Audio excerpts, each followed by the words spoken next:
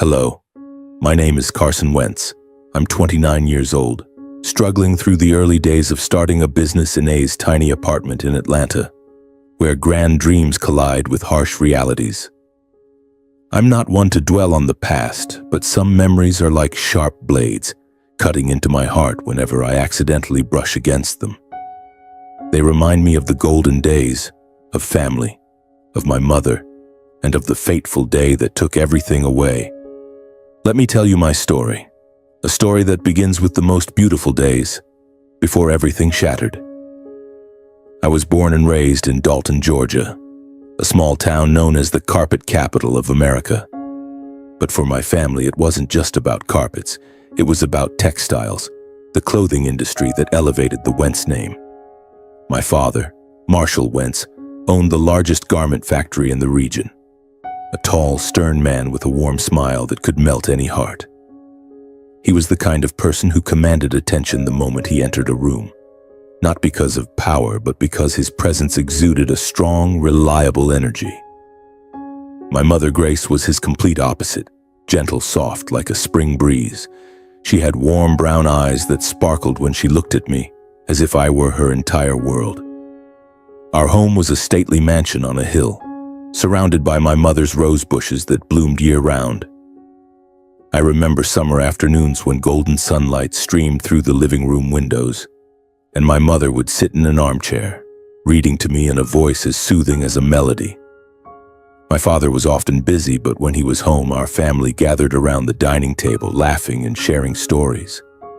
As an 8-year-old boy, I only knew that I was living in a perfect world where nothing could break our happiness. But life, as you know, never lets beautiful dreams rest in peace. Everything changed one April afternoon just after I turned 9.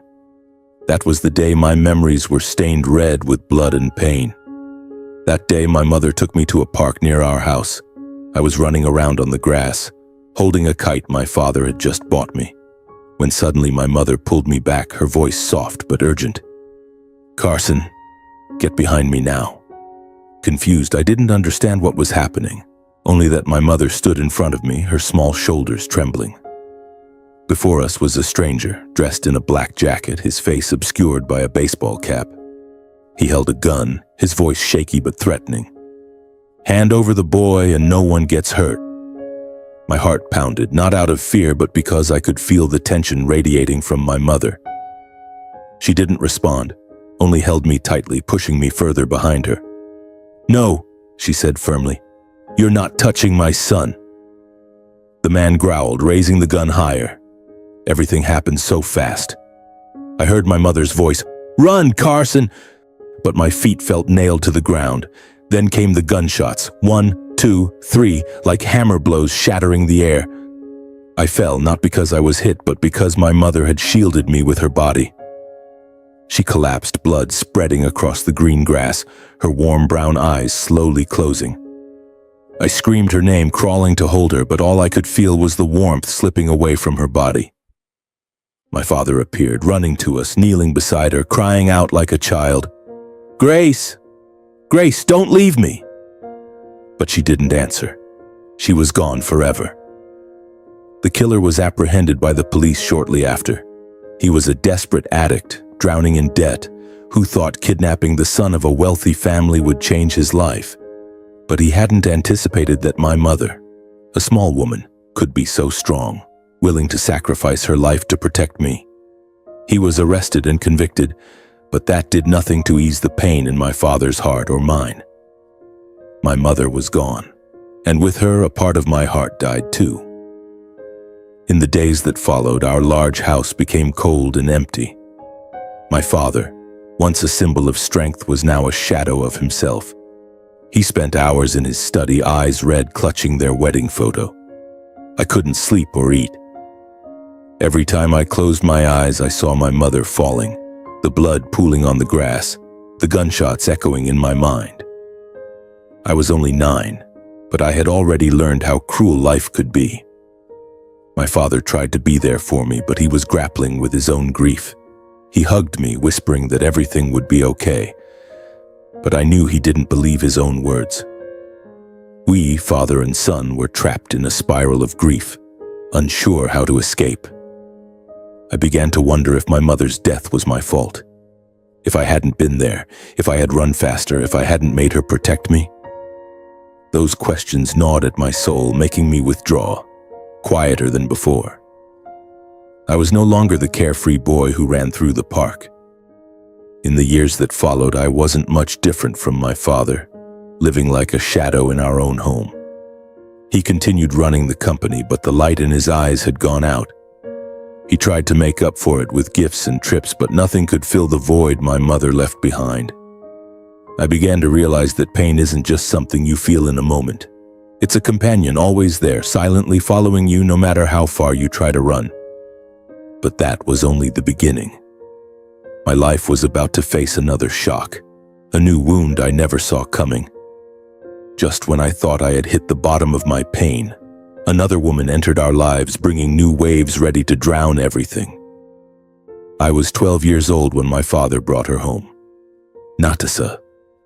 Her name rang out like a discordant note, sharp and foreign in a house already steeped in sorrow. I vividly remember that evening, the chandelier in the dining room casting light on her face. A beautiful face, I must admit, with shimmering blonde hair and cold green eyes like a frozen lake. My father stood beside her, his hand resting lightly on her shoulder, a strained smile on his lips. "Carson," he said cautiously, "this is Natasa. She's going to be part of our family." I stood frozen, my hands gripping the edge of the table, feeling as if the blood in my veins was boiling. Part of our family. Our family was 3 people, my father, my mother, and me. But my mother was gone, and now the man who had once knelt sobbing beside her body was standing here, introducing another woman as if my mother had never existed. I looked at my father, searching his eyes for some trace of the man I once knew, but all I saw was exhaustion and a hint of pleading. He wanted me to accept her. I couldn't. I turned on my heel and stormed to my room, ignoring his voice calling after me, "Carson, wait!" From that day on, Natasa officially entered our lives and everything began to crumble. She was nearly 20 years younger than my father, always dressed extravagantly as if living in an endless gala. She brought with her a heavy perfume that overpowered the scent of the roses my mother had lovingly tended in the garden. I hated the way she moved through the house, as if she were its true mistress, ordering the staff around and changing everything. The curtains my mother had chosen were replaced with garish red silk. The painting my mother had made for the living room was taken down, swapped for a large, gleaming mirror. Each change was a knife to my heart, as if Natasa were deliberately erasing every trace of my mother from our home. But the physical changes weren't what hurt the most. It was my father. He began to change, not immediately, but gradually like a ship drifting further from shore. He spent more time with Natasa, laughed more when he was with her, and I felt the distance between us growing. I no longer saw him sitting in his study, clutching their wedding photo. Instead, I saw him and Natasa traveling, attending parties or discussing plans I was never invited to join. I became an outsider in my own home. When Natasa got pregnant, things got even worse. Aiden was born when I was 13, and 2 years later came Haley. Those children, with their blonde hair and green eyes identical to their mothers, were living proof that my father had fully moved on to a new chapter, one that didn't include me. Natasa didn't hesitate to boast that Aiden and Haley were my father's new joy, as if I had never been his joy. I overheard her talking to friends on the phone, her voice sweet but icy. "Carson? Oh, he's just a kid from the old marriage. Not that important." Those words, though not spoken directly to me, found their way into my ears like poison seeping into my blood. Natasa never treated me like a mother would. She bullied me in the subtlest ways, sarcastic remarks, disdainful glances, or deliberately ignoring me during family dinners. Once when I accidentally broke a glass in the kitchen, she stood up, pointed at me in front of the staff, and said, "He's such a troublemaker, isn't he? No wonder Marshall has to work so hard to support a useless kid." I stood there, 14 years old, clenching my fists so tightly my nails dug into my palms, but I said nothing. I didn't want to give her an excuse to make me seem even more pathetic. In the rare moments of clarity he had left, my father tried to reach out to me. He'd knock on my door late at night, when Natasha was asleep, and ask, "Are you okay, Carson? Is there anything you want to talk about?" But I couldn't open up. Every time I looked at him, I saw my mother collapsing in the park, and I wondered how he could keep living, laughing, loving someone else when she had sacrificed everything for me. I responded with curt answers. "I'm fine," or "It's nothing." Then I'd close the door, leaving him standing alone in the hallway. I knew my father was hurting. I saw it in the way he looked at me, in the way his shoulders slumped whenever I refused to talk. But I couldn't forgive him, not then. I felt he had betrayed my mother, betrayed me, and betrayed the happy days we once had. Every time I heard Aiden and Haley's laughter echoing through the house, I felt like I was being erased. The home where I had once felt love was now a cold glass cage, trapping me in loneliness. During those years, I learned to survive. I locked myself in my room, burying myself in books and dreams of the day I could leave. I no longer ran through the garden or sat on the porch watching the sunset. I became a shadow, moving silently through the house I once called home. Natasha and her children took over every space, and no matter how hard I tried, I couldn't find a sense of belonging. I started counting down the days until I was old enough to leave. I didn't know that greater challenges lay ahead, or that my pain had yet to reach its depths. But in those years, I learned one thing. Sometimes family isn't the place you're born into. It's the place you have to fight to rediscover yourself. At 18, I stood at the gate of the house I once called home, a suitcase in hand, my heart heavy. I didn't look back as I stepped through the heavy iron gate, where my mother's rose bushes had been replaced by Natasha's meticulously trimmed ornamental shrubs.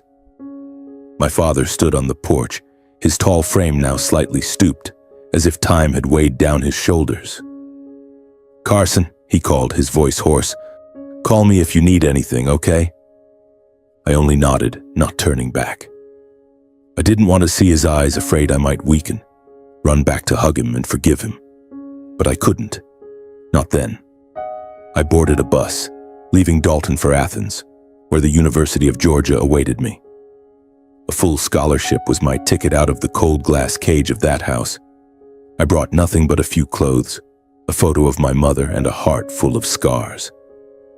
Athens was a new world, tree-lined streets, bustling lecture halls, and unfamiliar faces who knew nothing of my past. For the first time, I felt I could breathe, even if those breaths were halting. College life wasn't easy. I worked at a cafe, waiting tables from early morning to late at night to cover expenses beyond my scholarship. On long nights, I sat in my dorm studying until my eyes burned, not out of ambition, but because I knew I had no fallback. I had no family to lean on, no one to call when everything fell apart. Natasha, Aiden, and Haley lived in the stately Dalton mansion, while I crammed into a tiny dorm room, surviving on instant noodles and cold coffee.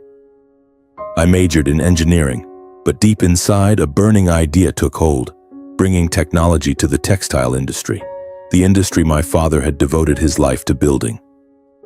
I didn't know why I chose this path. Perhaps it was the only way I felt connected to him, even if by a fragile thread. I studied automation in production lines, exploring how AI could optimize garment manufacturing processes. I dreamed of a day when I'd stand on my own 2 feet without needing the Wentz name or a single penny from my father. After graduating, I landed a job at a tech company in Atlanta. The pay was good, the environment professional, but I wasn't satisfied. I didn't want to work for someone else forever. At 25, I quit, pouring all my savings into starting my own business. My idea was software that integrated AI to help garment factories reduce waste and increase efficiency. It sounded simple, but the reality was a string of sleepless nights, failed investor meetings, and moments when I teetered on the edge of bankruptcy. Some nights, sitting in my tiny apartment, staring at a bank balance of a few $100s, I wondered if I was destroying myself. But I never called my father. Never. My relationship with him was nearly non-existent. Occasionally, his assistant would send an email checking in, or a secretary would call saying he wanted to meet. I always declined, citing busyness. Once he sent a birthday card with a check. I tore up the check immediately but kept the card, because of the handwritten note in his scrawled handwriting. "I'm proud of you, Carson. Even if you don't need me, I'm always here." I didn't respond. I didn't know what to say when my heart was still full of unhealed cracks. I lived alone, but I grew accustomed to it. Loneliness had become a part of me, like an old scar on my skin. I didn't need anyone's pity, didn't need anyone to pull me out of the mire. I only needed myself, and I believed that one day I would prove I didn't need anyone, not even my father. At 29, a call from an unknown number turned my world upside down. I was in my office, a cramped rented corner in an Atlanta industrial park, when my phone buzzed. The woman's voice on the other end was cold, like she was reading from a script. "Carson Wentz? I'm Mr. Marshall Wentz's assistant. He's in the hospital. Lung cancer, terminal stage. He wants to see you." I sat frozen, gripping the phone so tightly my knuckles turned white. Lung cancer, terminal stage. The words hit me like bullets to the chest. My father, the tall, strong man who had once been the center of my world, was now lying in a hospital bed, fighting death. I don't know how long I sat there, only that when I stood, my legs trembled and a part of me, one I had buried long ago, began to crack. I returned to Dalton for the first time in over a decade. The house on the hill was still the same, but it felt foreign, as if I were an unwelcome guest. Natasha opened the door, her cold green eyes scanning me. "What are you doing here?" she asked, her voice dripping with disdain. "He doesn't need you here." I didn't respond, brushing past her to enter the house. Aiden and Haley, now teenagers, looked at me like I was a stranger. "Who are you? Why are you in our house?" Haley asked, her tone mirroring Natasha's. I didn't care. I was there for my father, not them. My father's bedroom was now a cold place, filled with the smell of antiseptic and the hum of machines creating a heavy atmosphere. He lay in bed, so thin I barely recognized him. His hair was snow white, his skin pale and his eyes sunken. He was no longer the towering man who used to carry me on his shoulders when I was a child. A nurse stood by his side, checking the heart monitor and the IV bag hanging beside the bed. When he saw me, his eyes lit up, if only for a moment. "Carson, you came," my father whispered, his voice weak but filled with emotion. I quietly sat down in the chair beside his bed, taking his hand, hoping to give him some strength.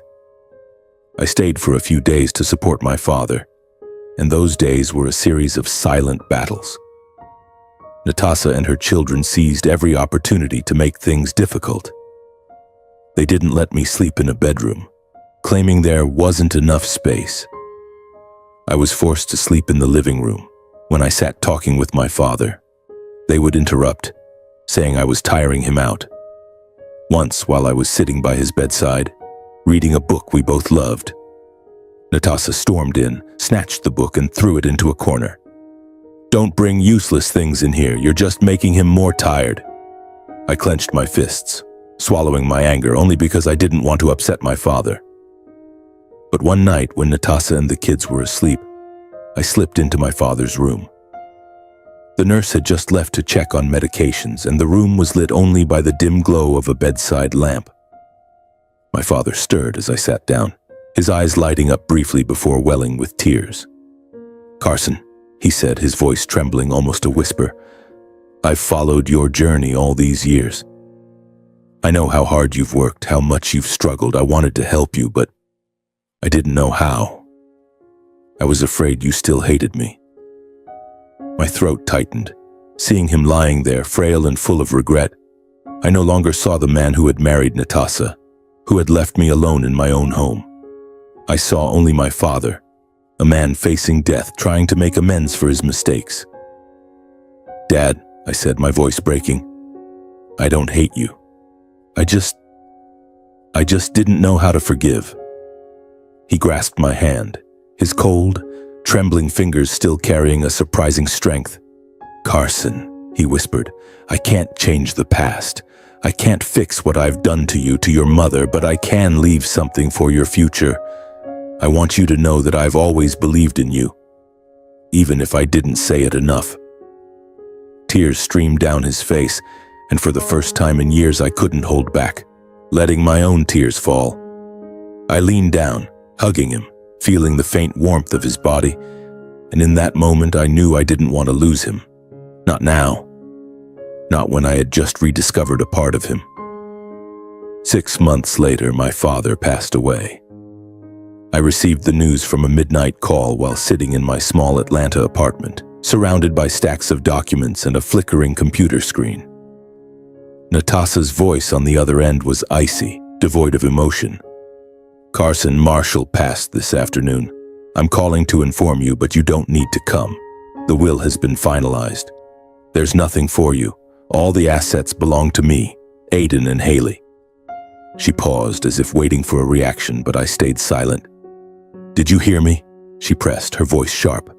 I whispered, "I understand," and hung up, not giving her a chance to say more. I sat there in the dark, feeling as if a piece of my heart had shattered. I didn't care about the will or the assets. I was devastated because I wasn't there for my father's final moments. Natasha and her children had done everything to keep me away from him, barring me from staying at the house, interrupting every conversation, turning every moment with him into a battle. My father died without me holding his hand one last time, without me saying goodbye. That pain, more than the loneliness of the past years, cut into my chest like a knife. Still, I returned to Dalton for the funeral. I stood quietly in a far corner of the cemetery, under the shade of an old oak tree, watching from a distance as my father's coffin was lowered into the ground. Natasha stood among the crowd, dressed in an expensive black dress, her eyes dry behind large sunglasses.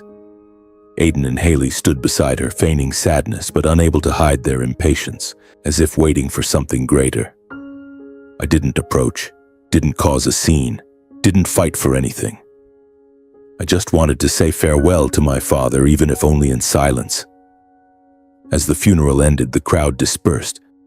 Natasha passed by me without a glance but paused just long enough to hurl a cutting remark. "You don't belong here, Carson. Don't come back." Aiden, now 16, smirked. "Yeah, you're not family." Haley, younger but no less venomous, chimed in. "Mom's right, you're just trouble."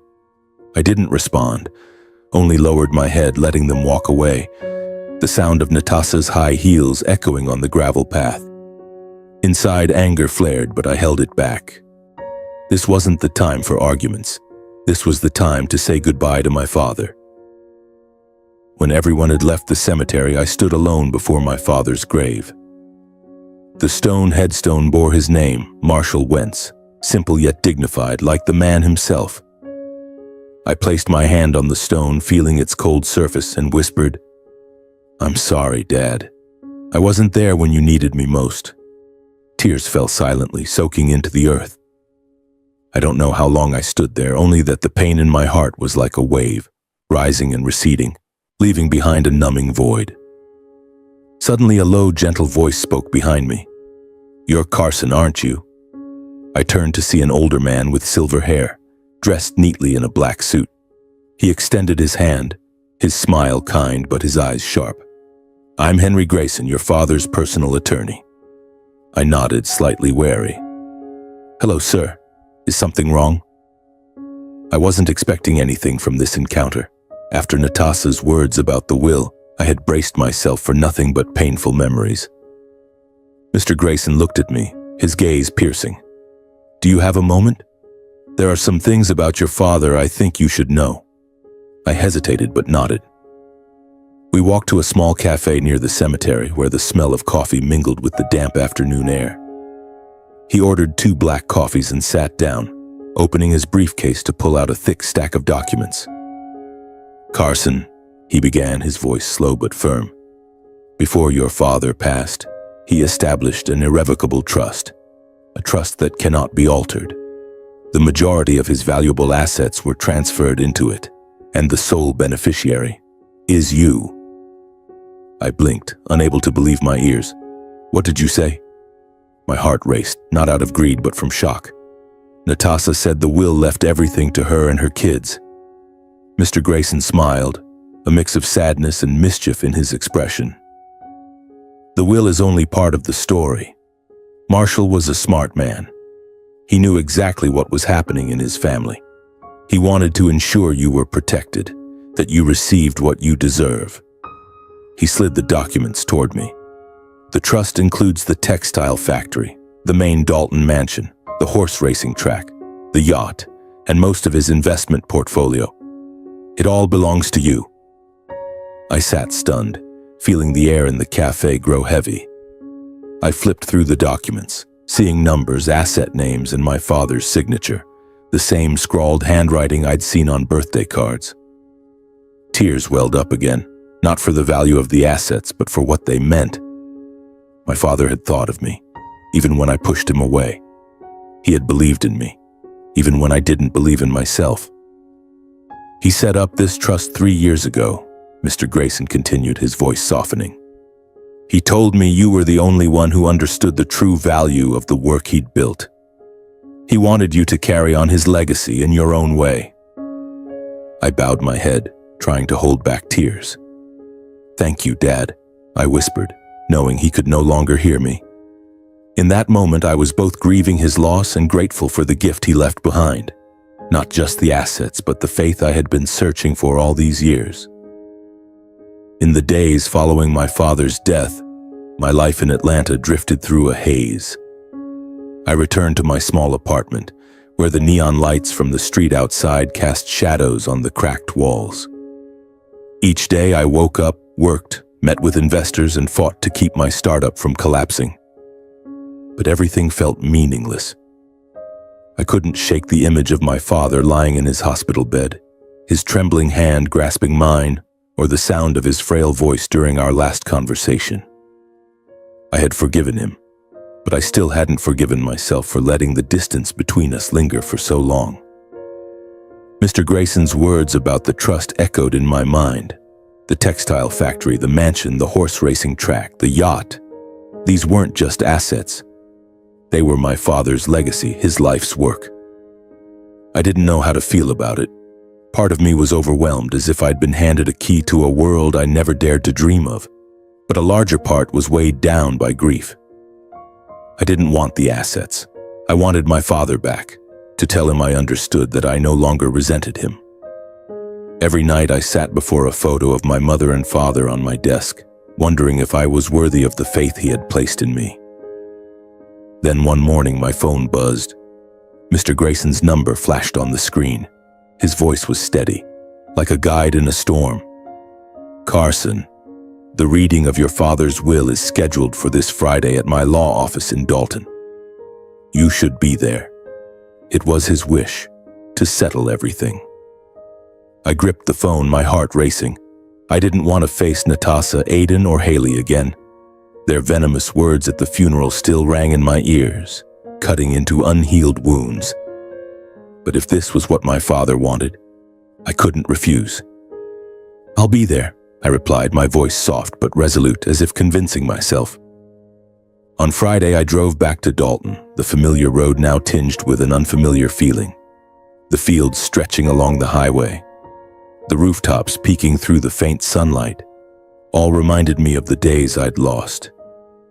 I parked in front of Mr. Grayson's law office, a small but elegant building with large windows overlooking the bustling town street. Dressed in a simple black suit, I walked in with a heavy heart, like a gladiator stepping into an arena.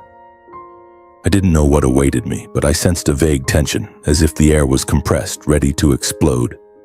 Inside the meeting room, the atmosphere was so tense it made my skin prickle. Natasha sat at the head of the table, wearing a tight black dress, her icy green eyes sweeping over me like they could tear me apart. She sat upright, chin raised, exuding the smug confidence of someone certain of victory. Aiden and Haley, seated beside her, smirked as I entered, Aiden, with his tousled blonde hair and arrogant gaze, whispered something to Haley, making her giggle. Next to them was a man I'd never met, tall with platinum hair, dressed in an expensive gray suit but with cunning eyes like a wolf stalking prey. "That's Russell, Natasha's brother," Mr. Grayson whispered as I sat beside him. "He always shows up when there's money to be sniffed out."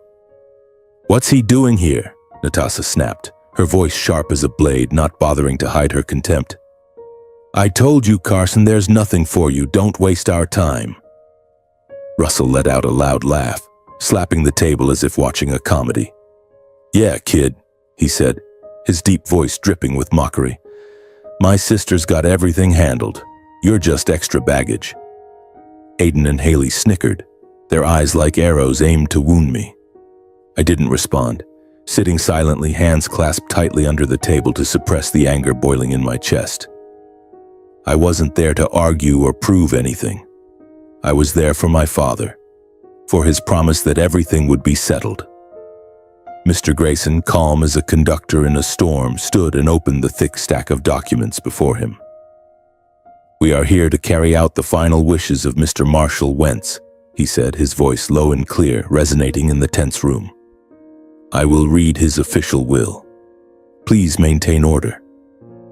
Natasha raised an eyebrow, leaning back in her chair with a smug expression, as if she already knew the outcome.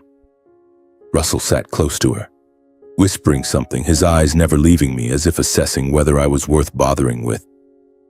Aiden and Haley exchanged knowing glances, as if anticipating a show about to begin.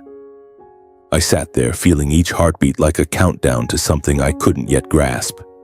The air in the room was heavy, as if a storm was about to break.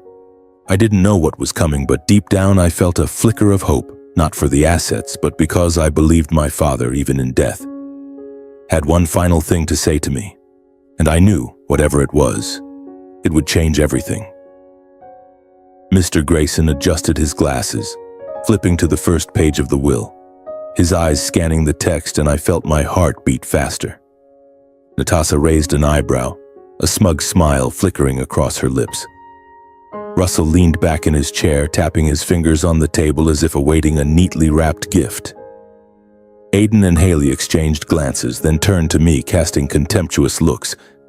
Mr. Grayson began. "I, Marshall Wentz, being of sound mind, declare that all my remaining assets shall be bequeathed to my wife, Natasha Wentz, and our 2 children, Aiden Wentz and Haley Wentz." The room erupted. Natasha clapped her hands, the sharp sound echoing in the space. She turned to me, her eyes gleaming with triumph, a venomous smile spreading across her face. "See, Carson," she said, her voice sweet but laced with thorns. "I told you there's nothing for you. You're nothing to this family." Aiden burst out laughing, his laughter like a slash. "Wow, big brother, maybe you should go back to your failing startup dreams." Haley, no less vicious, added, "Mom's right. You're just a loser, Carson. Stop bothering us." Russell, with the look of someone who just won the lottery, slapped Natasha's shoulder, laughing loudly. "You did great, sis. The old man finally knew who his real family was." They laughed. They mocked. They looked at me as if I were a stray dog left on the roadside. I sat silently, my hands clenched under the table, feeling the blood boil in my veins. But I said nothing. I just looked at Mr. Grayson, waiting. There was something in his eyes, a mischievous glint, almost imperceptible, that made me feel this wasn't over. Mr. Grayson raised a hand, signaling for silence. "I'm not finished," he said, his voice calm but carrying an odd weight. Natasha stopped laughing, though her smug smile remained fixed. He continued. "The assets of Mr. Marshall Wentz, as inventoried and verified, consist of a cabin in the Colorado mountains and a 1998 Ford vehicle." Silence, a deadly silence, enveloped the room, as if the air had been sucked out. The smile on Natasha's face froze, then slowly vanished. Aiden and Haley looked at each other, mouths agape, unable to believe their ears. Russell sat up straight, eyes wide, his voice trembling. "What? A cabin? A junky car?" He turned to Natasha as if seeking an explanation, But Natasha wasn't looking at him. Her eyes were fixed on Mr. Grayson, as if she wanted to bore a hole through his calm demeanor. "Are you joking?" Natasha shrieked, her voice high-pitched, almost breaking. "A cabin? An old Ford? What about the valuable assets? The company shares, the mansion, the yacht, the racetrack? Where are they?" She slammed her hand on the table, her red nails scratching the wood, producing grating sounds. Aiden jumped to his feet, face flushed. "This is a scam. The old man couldn't have left just that." Haley, usually so haughty, sat pale and silent, muttering, "No way, no way." Mr. Grayson, maintaining his unnervingly calm demeanor, adjusted his glasses and replied, "I'm not obligated to disclose information about assets not included in the will.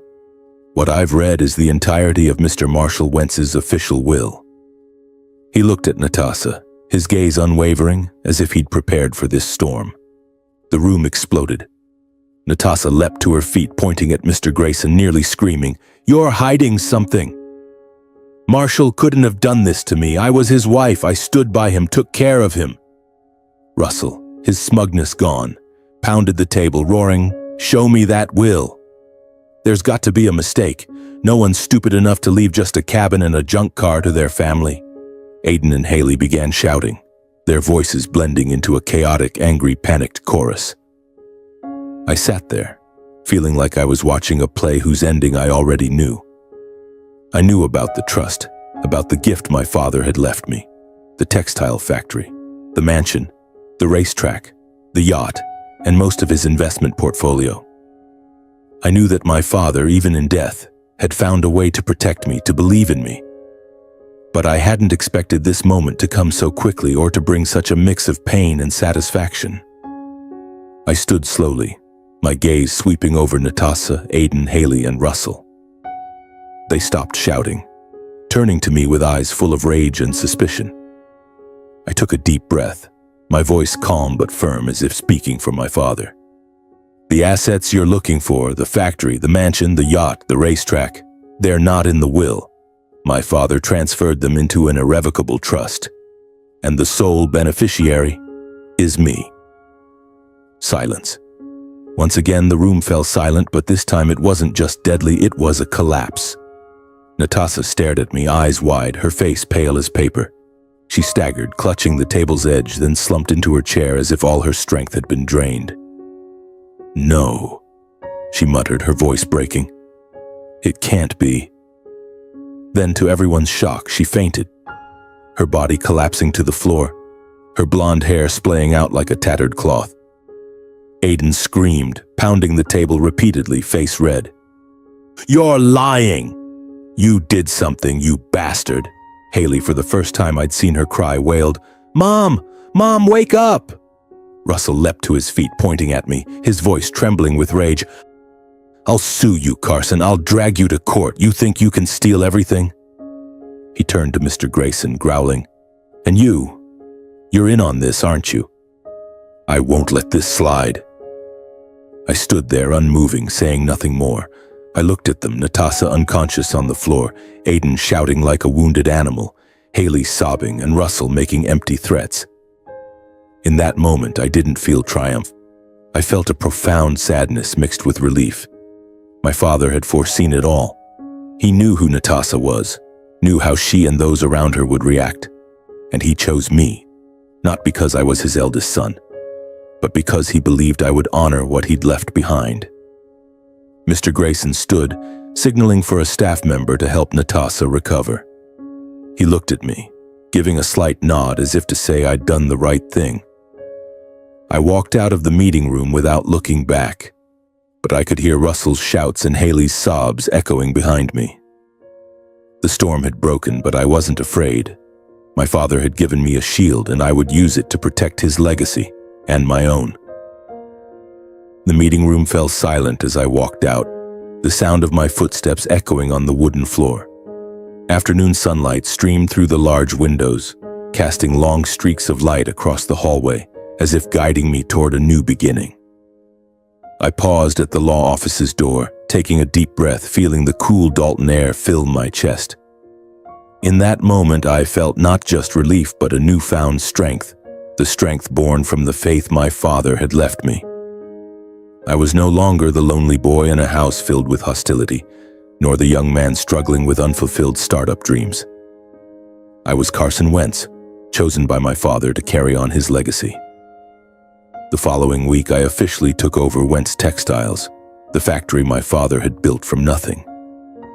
As I stepped into the plant on the outskirts of Dalton, the smell of fresh fabric and the hum of machinery felt like a familiar symphony. The workers, many of whom had served my father for decades, looked at me with a mix of curiosity and caution. They knew I was Marshall Wentz's son, but they also knew of the years I'd been estranged, the rumors that I'd been disowned. I didn't blame them. I only wanted to prove I was worthy of my father's trust. On my first day, I stood before the management team, my father's former right-hand men. They sat around the conference table, some nodding in greeting, others crossing their arms, waiting to see what I'd do. I didn't try to project authority. I simply said, my voice calm but firm, "My father built this company with his sweat and dedication. I'm not here to tear it down. I'm here to take it further, by combining what he did with what I believe can be done." A few eyes lit up. Others raised skeptical brows. I didn't care. I was used to being doubted. I began restructuring the business immediately. Wentz Textiles, though a major name in Dalton, had fallen behind competitors. Manual production processes, high costs, and a lack of innovation had eroded its market share. I brought the idea I'd nurtured since college, integrating AI into the production line. The software I'd developed for my struggling startup in Atlanta, though not yet successful, became the foundation for a revolution at Wentz Textiles. It optimized fabric cutting, reduced waste, and predicted market demand with unprecedented accuracy. The early days weren't easy. Some veteran workers resisted, fearing machines would replace them. A few old managers quit, unwilling to accept change from a kid like me. But I didn't give up. I held training sessions, sitting down with each team to explain how technology would make their work more efficient, not take their jobs. I worked 18-hour days, from the office to the factory floor, from investor meetings to production line checks. Some nights I slept at my desk, next to a cold cup of coffee and the photo of my father and mother. Slowly things changed. Production soared, costs dropped, and Wentz Textiles began securing major contracts with international brands. Articles started appearing, calling me a promising young entrepreneur or the man reviving Dalton's textile empire. I didn't care much for the praise. For me, each step forward was a way to honor my father, to prove he was right to believe in me. But I couldn't deny the pride I felt seeing the Wentz Textiles logo on export shipments, or hearing workers whisper that Carson's more like his father than we thought. A year later, I was invited for a television interview on a national business channel. I sat in a brightly lit studio, facing a sharp-witted host with a professional smile. She asked about my entrepreneurial journey, how I'd revived Wentz Textiles and the challenges I'd overcome. I answered briefly, not wanting to boast, but when she asked, "What drove you, Carson? What kept you from giving up, even when everything was against you?" I paused, taking a deep breath. I looked directly into the camera, feeling as if I were speaking to the world and to myself. "For years, I wasn't acknowledged as a son," I said, my voice low but clear. "I grew up in a house where I felt I didn't belong. But my father, he left me something others will never understand, his faith. He believed I could do it, even when I didn't believe in myself. And that's why I'm here today." The studio fell silent, only the faint hum of the cameras audible. The host smiled, but I saw a glimmer of emotion in her eyes. I didn't say more. I didn't need to. Those words, simple as they were everything I wanted to say to my father and to my mother, who had sacrificed everything so I could live. I left the studio, stepping onto Atlanta's streets, where the city lights twinkled like stars. I looked up at the sky, imagining my father and mother somewhere, smiling down at me, I was no longer the lost boy in a cold house, nor the lonely young man in a tiny apartment. I was Carson Wentz, heir to my father's legacy, not just in assets, but in resilience and dignity. And I knew, though the journey ahead was long, I would never walk it alone.